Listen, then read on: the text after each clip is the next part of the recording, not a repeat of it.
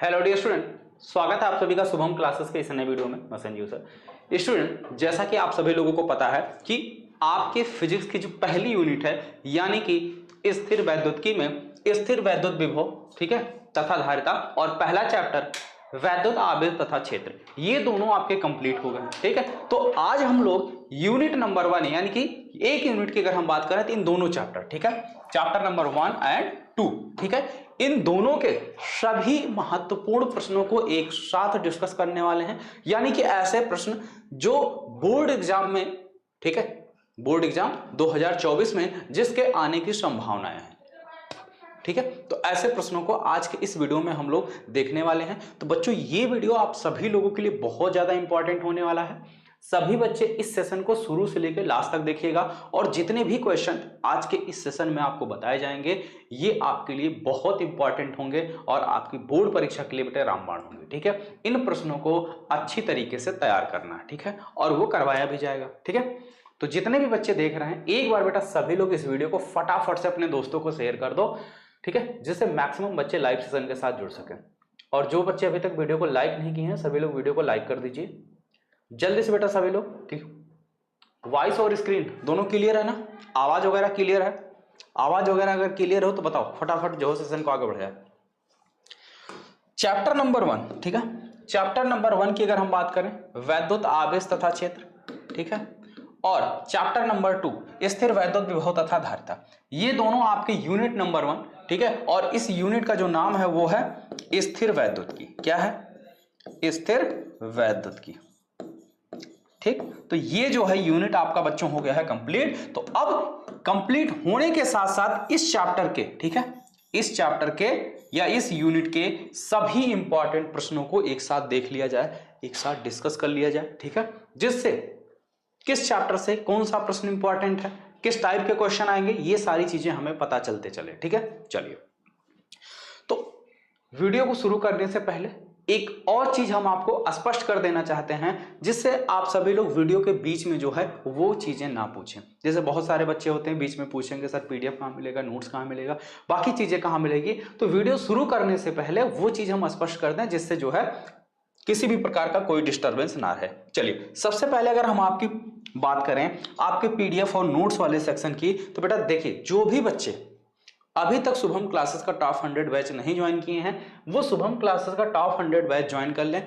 Batch join करना important इसलिए है बेटा क्योंकि देखिए शुभम क्लासेस के टॉप 100 बैच से इस बार की यानी कि 2023 की बोर्ड परीक्षा में बच्चे मैक्सिमम अंक स्कोर किए हैं। जैसा कि आप देख रहे हैं दोनों कॉर्नर पर जो है बच्चों के परसेंटेज दिखाई दे रहे हैं और साथ साथ उनकी फोटो भी है। ठीक है, ये सभी बच्चे शुभम क्लासेस के टॉप 100 बैच से पढ़े हुए थे और उससे भी इंपॉर्टेंट देखिए टॉप 100 बैच में आपको क्या क्या सुविधाएं मिल रही हैं। टॉप 100 बैच में आपको लाइव क्लास मिल रही, लाइव क्लास के साथ साथ आपकी डाउट सॉल्विंग क्लास, ठीक है, साथ ही साथ प्रैक्टिस सेट, नोट्स और लास्ट ईयर क्वेश्चन पेपर, ठीक है, पिछले 3 साल के क्वेश्चन पेपर आपको पूरा सॉल्व कराया जाएगा। ठीक, और इसके साथ साथ हर संडे आपका टेस्ट भी होगा, इंपॉर्टेंट क्वेश्चन और आंसर भी देखने को मिलेंगे। ठीक है, और एक चीज अगर आप लोगों के मन में एक और डाउट हो कि सर जो डाउट वाली क्लास है, देखिए 2 दिन हमने आपका प्रयास किया डाउट क्लास लेने के लिए लेकिन ऐप का जो सर्वर था वो वर्क नहीं किया। ठीक है, तो नया वाला जो ऐप है, ठीक है, वो आ चुका है, लेकिन फिलहाल नया ऐप तो आ गया है, अभी फिलहाल मैं स्टूडियो में अवेलेबल नहीं हूं। ठीक है, मैं किसी काम से जो है गांव आया हुआ हूं। ठीक है, तो गांव से जैसे ही हम वापस आते हैं आपके सारे जितने भी टॉपिक पढ़ाए गए हैं हर एक टॉपिक का आपका डाउट क्लास हम ले लेंगे। ठीक है, तो डाउट वाली समस्या बिल्कुल भी आप ना रखें। ठीक है, चलिए आगे बढ़ते हैं।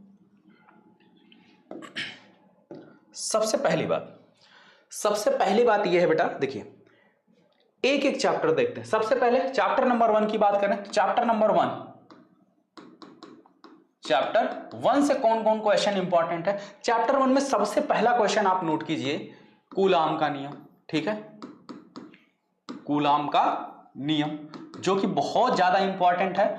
अगर कूलाम का नियम नहीं पूछा गया है तो कूलाम के नियम के जो फार्मूले हैं उस फार्मूले पे आपको न्यूमेरिकल देखने को मिल सकते हैं। ठीक है, उसके बाद अगर इस चैप्टर की इंपॉर्टेंट क्वेश्चन की बात करें तो दूसरा सबसे इंपॉर्टेंट क्वेश्चन आपका बनता है किसी भी वैद्युत द्विध्रुव के कारण, ठीक है, किसी भी वैद्युत द्विध्रुव के कारण वैद्युत क्षेत्र की तीव्रता।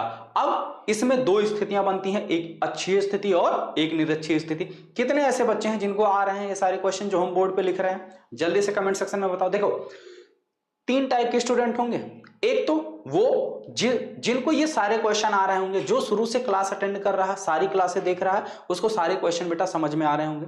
और दूसरे वो जो ये क्वेश्चन तैयार कर लेंगे, ठीक है। तीसरे वो चलो ठीक है जब एग्जाम आएगा तब तैयार करेंगे, ठीक है।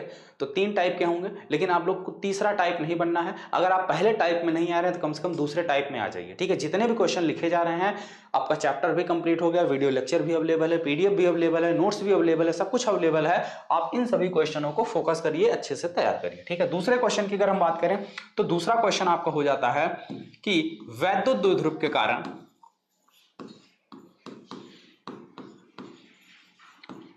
वैद्युत द्विध्रुव के कारण वैद्युत क्षेत्र की तीव्रता, ठीक है। अब इसमें दो कंडीशन बनेगा, एक अक्षीय और दूसरा निरक्षीय, तो दोनों चीज आप तैयार करेंगे। अगला है एक समान वैद्युत क्षेत्र में, एक समान वैद्युत क्षेत्र में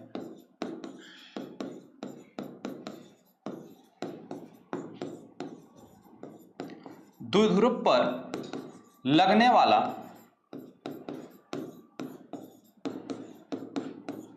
बल युग्म आघूर्ण, बल युग्म आघूर्ण, ठीक। एक समान वैद्युत क्षेत्र में द्विध्रुव पर लगने वाला बल युग्म आघूर्ण। चौथे क्वेश्चन की अगर हम बात करें, चौथा इस चैप्टर का इंपॉर्टेंट क्वेश्चन है गॉस का नियम, ठीक है। गॉस का नियम। देखो जितने भी क्वेश्चन है बेटा इस सेशन को आप शुरू से लेकर लास्ट तक देखिएगा, क्योंकि सेशन आपके लिए बहुत इंपॉर्टेंट होने वाला, ठीक है। इसी, ठीक है, जो आपको क्वेश्चन सेलेक्टेड बताए जा रहे हैं, इन्हीं में से क्वेश्चन आपके बोर्ड एग्जाम में आने की संभावनाएं हैं, ठीक है। तो ध्यान दीजिएगा इस बात को। पांचवा है गॉस के नियम का अनुप्रयोग, गॉस के नियम का अनुप्रयोग, ठीक। तो ये तो बात हो गई बेटा आपके चैप्टर नंबर 1, ठीक है। चैप्टर नंबर 1 से ये देखो 5 क्वेश्चन है जो आपके लिए बहुत ज्यादा इंपॉर्टेंट है, यानी कि ये कह सकते हो कि रामबाण है जो है इस चैप्टर की मेन चीजें हैं, मेन थीम है, जहां से आपके क्वेश्चन जो है एग्जाम में ज्यादातर पूछे जाते हैं, ठीक है। तो इन सभी चीजों को अच्छे से आपको करना है कवर। अगर हम गॉस के नियम के अनुप्रयोग की बात करें तो इसमें 3 अनुप्रयोग है। पहले तो 2 अनुप्रयोग था, लेकिन एक तीसरा अनुप्रयोग और आ गया है, ठीक है। कौन सा है?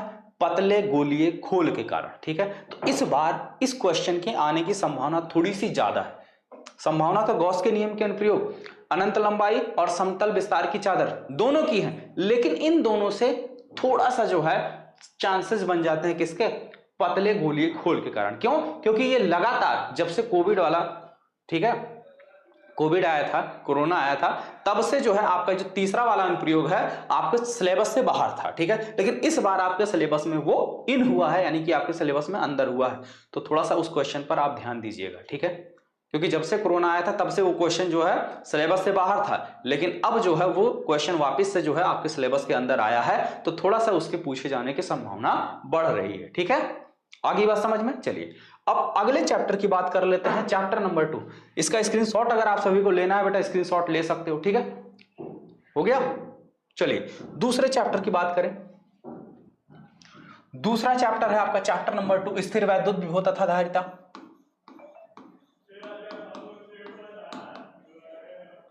चैप्टर 2 स्थिर वैद्युत विभव तथा धारिता। इसमें सबसे पहले अगर हम बात करें तो वैद्युत विभव यानी एकल बिंदु आवेश के कारण वैद्युत विभव, हालांकि उतना ज्यादा नहीं पूछा जाता, लेकिन फिर भी कभी कभी पूछ लिया जाता है, इंपॉर्टेंट है। एकल बिंदु आवेश के कारण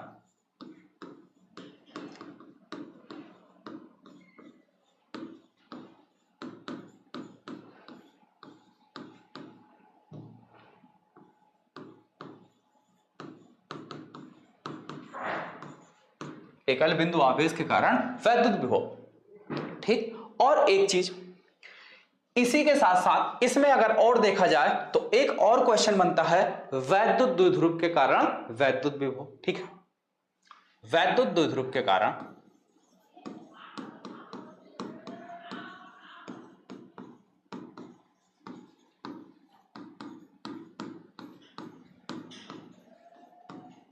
वैद्युत विभव।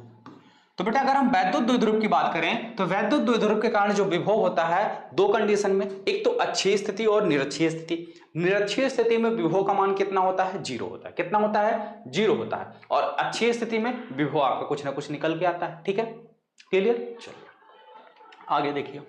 नेक्स्ट तीसरा क्वेश्चन, एक समान वैद्युत क्षेत्र में द्विध्रुव को घुमाने में किया गया कार्य। एक समान वैद्युत क्षेत्र में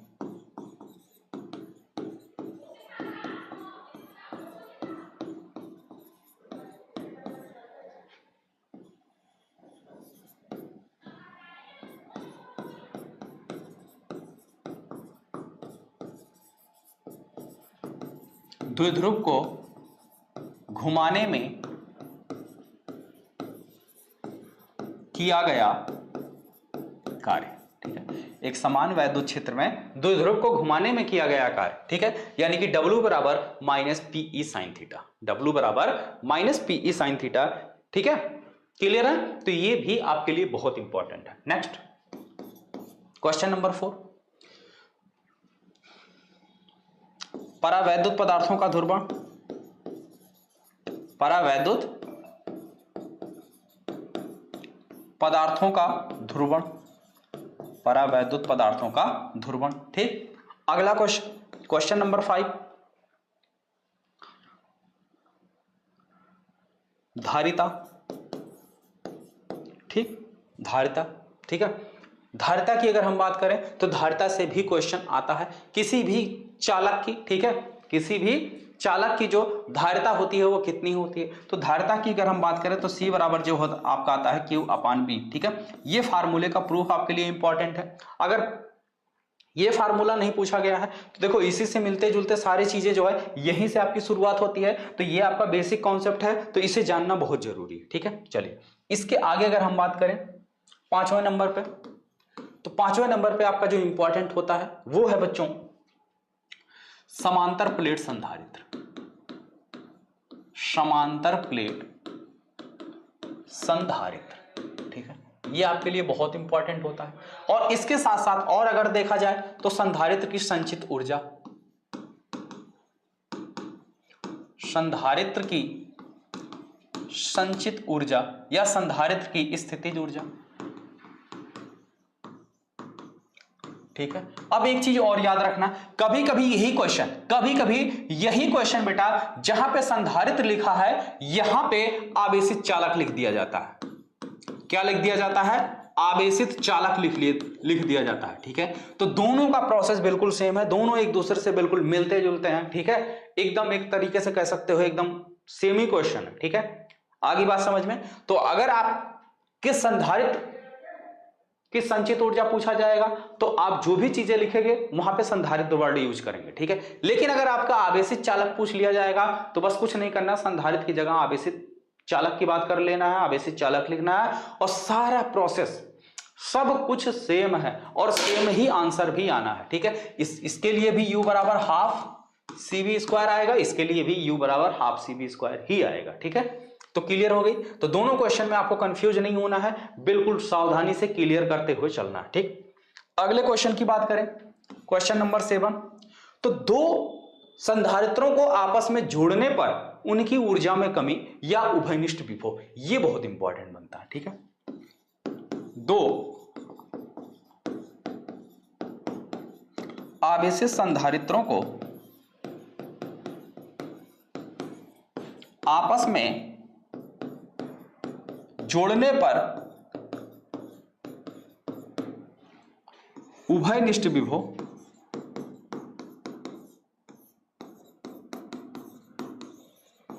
व ऊर्जा में कमी, ठीक है, इस पर बेटा अगर डेरिवेशन नहीं आया तो न्यूमेरिकल फिक्स है 100%। ठीक है, अगर आपका इस फार्मूले पर या अगर इस क्वेश्चन का डेरिवेशन नहीं पूछा गया है तो इस फार्मूले पर न्यूमेरिकल आपको देगा ही देगा, ये तय है। ठीक है, अगला 8वां, संधारित्र का ऊर्जा घनत्व। ठीक है, संधारित्र की ऊर्जा घनत्व। ठीक ठीक है, यानी कि UD बराबर 1/2 एप्सिलॉन नॉट E स्क्वायर। ठीक है, ये आपका क्या है, संधारित्र की ऊर्जा घनत्व है। तो देखिए इतने क्वेश्चन हैं आपके इस यूनिट नंबर 1 के। ठीक है, यानी कि यूनिट नंबर 1 की अगर हम बात करें तो पहला चैप्टर और दूसरा चैप्टर, तो पहले और दूसरे चैप्टर के बेटे ये बहुत इंपॉर्टेंट क्वेश्चन है जिन्हें आप सभी को तैयार करना है। अब एक और चीज, इन्हें तैयार कैसे करना है। ठीक है, ये तो बात हो गई क्वेश्चन की, ये तो बात हो गई क्वेश्चन की जो आपके लिए इंपॉर्टेंट है, लेकिन अब इन क्वेश्चन को हमें तैयार कैसे करना है, ये चीज बहुत इंपॉर्टेंट है। इसे देखिए, तैयार करने के लिए क्या करना है, जैसे मान लीजिए आप, चलिए किसी भी क्वेश्चन की बात कर लेते हैं, जैसे चलो मान लो पहला ही क्वेश्चन आप तैयार कर रहे हैं। तैयार करने का मतलब ये नहीं होता, तैयार करने का मतलब ये नहीं होता कि जैसे हम पहले क्वेश्चन की अगर हम बात कर लिए तो आप सीधे सीधे एकल बिंदु आवेश के कारण जो वैद्युत विभव का फार्मूला होता है उसका पूरा डेरिवेशन तैयार कर लिए, आपका ये एक क्वेश्चन तैयार हो गया। ये तैयार करने का मतलब नहीं होता।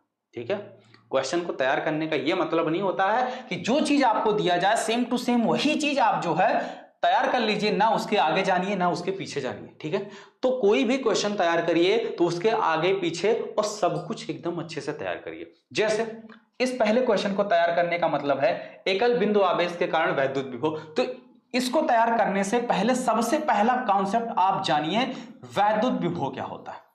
ठीक है, तो वैद्युत विभव का पूरा कॉन्सेप्ट आप क्लियर रखो। ठीक है, देखिए हर एक चीज का अगर आप कॉन्सेप्ट क्लियर करके चीजों को तैयार करोगे ना तो वो भूलेगा नहीं। आप लोग क्या करते हो, जैसे इसी क्वेश्चन की अगर हम बात करें, ये क्वेश्चन आपको होमवर्क में दिया जाए तो आप सीधे सीधे यही क्वेश्चन तैयार करके आओगे। ठीक है, यही क्वेश्चन तैयार करके आओगे, और ये मैं दावे के साथ कह रहा हूं बहुत सारे ऐसे स्टूडेंट होंगे जो ये क्वेश्चन तैयार कर लेंगे, अगर उनसे टेस्ट लिया जाए तो ये क्वेश्चन पूरा लिख भी देंगे, लेकिन अगर उन्हें उठा के पूछ लिया जाए बेटा वैद्युत विभव को परिभाषित कीजिए या वैद्युत विभव को डिफाइन करो, तो वो थोड़ा सा अटक सकते हैं। या अगर मान लो डिफाइन कर भी दिए तो यही हमने पूछ लिया बेटा इसकी बीमा क्या आएगी, इसकी बीमा निकालिए, इसकी बीमा निकालिए। ठीक है, देखो बीमा लिखना और बीमा निकालिए दोनों में अंतर होता है। बीमा अगर आपसे पूछा गया बीमा लिखिए तो आप लिख के चले आए, कोई दिक्कत नहीं। अगर बोल दिया बीमा निकालिए तो पूरा कैलकुलेशन आपको करना, बीमा कैसे निकाला जाता है, क्या प्रोसेस है वो पूरा। जैसे विभव का चलो पूरा प्रोसेस हम बता रहे हैं, बीमा कैसे निकालिए। V बराबर क्या होता है, W/Q, तो इसकी बीमा चाहिए, इसके लिए क्या हो जाएगा, इसकी बीमा और साथ साथ इसकी बीमा। W को हम कैसे लिख सकते हैं, F/D। ठीक, यानी कि बल गुणे विस्थापन बराबर क्या होता है, कार्य, और W भी हमारा कार्य ही है। ठीक, अब F की बीमा सबको पता है, ml T⁻², और इसके साथ साथ देखा जाए D की बीमा हो जाएगी L, और Q की बीमा हो जाएगी बेटी हमारी कितना, 80। कितना हो जाएगा, 80। ठीक है, अब इसको सॉल्व कर लो, ml² T⁻³ A⁻−1, ये आपके विभव की बीमा निकल के आई।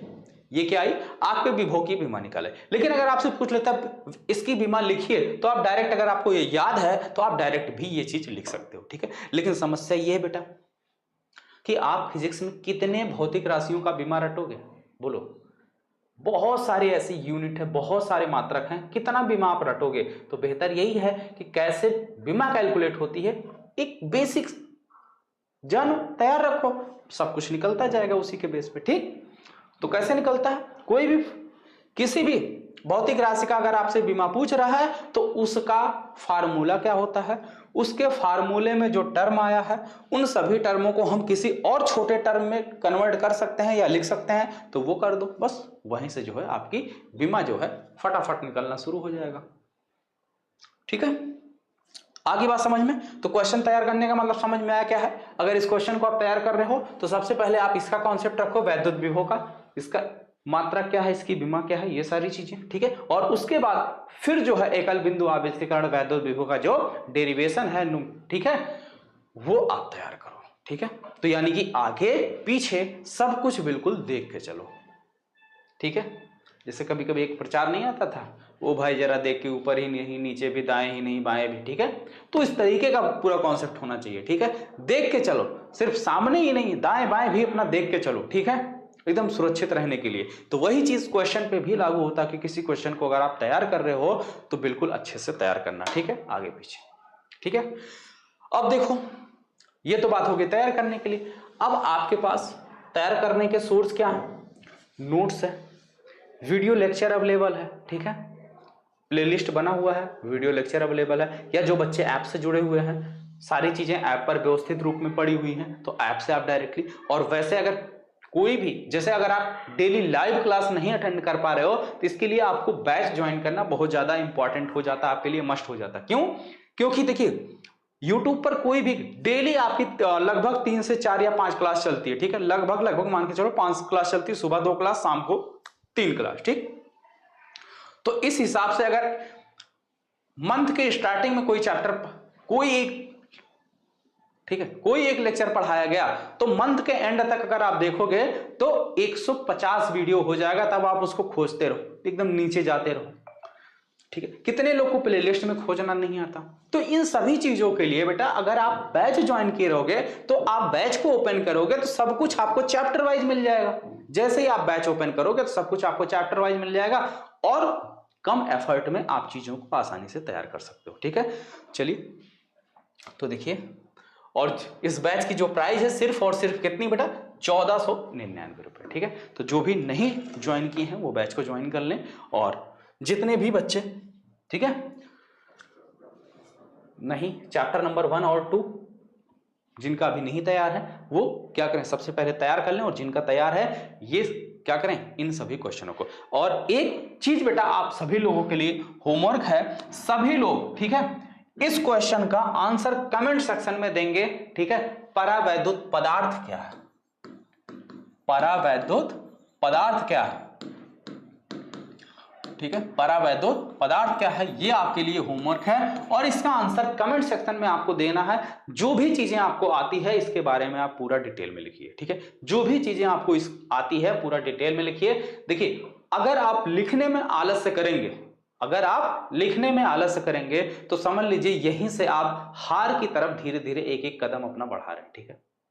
तो आप कभी भी कोई भी होमवर्क मिले आपको सही गलत जो भी आ रहा है उस चीजों को लिखिए, ठीक है, उस चीजों को लिखिए। कम से कम आपको यह तो पता चलेगा कि अभी हमारी तैयारी, अभी की तैयारी की जो स्पीड है वो रफ्तार पकड़ रही है या नहीं पकड़ रही है, अभी रुकी हुई है या पीछे की तरफ लुढ़क रही है, ठीक है, या हमारी गाड़ी पीछे लुढ़क रही है। अगर आपकी तैयारी यानी कि आपकी जो तैयारी की गाड़ी है अगर वो आगे नहीं बढ़ रही है तो कम से कम उसे पीछे भी मत लुढ़कने दो, पीछे भी मत जाने दो, ठीक है।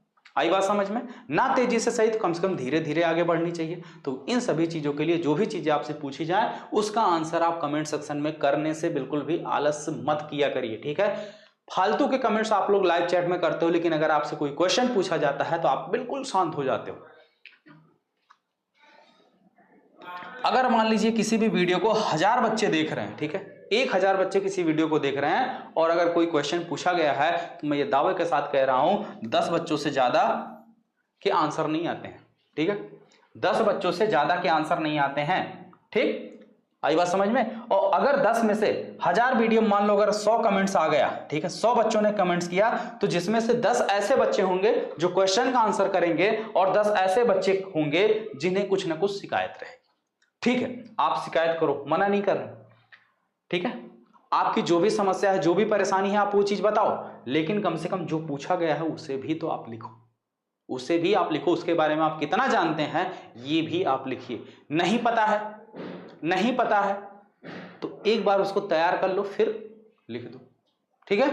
चलिए, तो उम्मीद है आप सभी लोगों का आज का ये सेशन पसंद आया होगा, ठीक है। तो जितने भी बच्चे हैं बेटा एक बार सभी लोग क्या करिए, इस वीडियो को फटाफट से अपने दोस्तों में शेयर कर दीजिए जिससे वो भी जो है इन इंपॉर्टेंट क्वेश्चनों को अच्छे से तैयार कर सकें, ठीक है। मिलते हैं फिर नेक्स्ट वीडियो में आपके नए चैप्टर के साथ, ठीक है।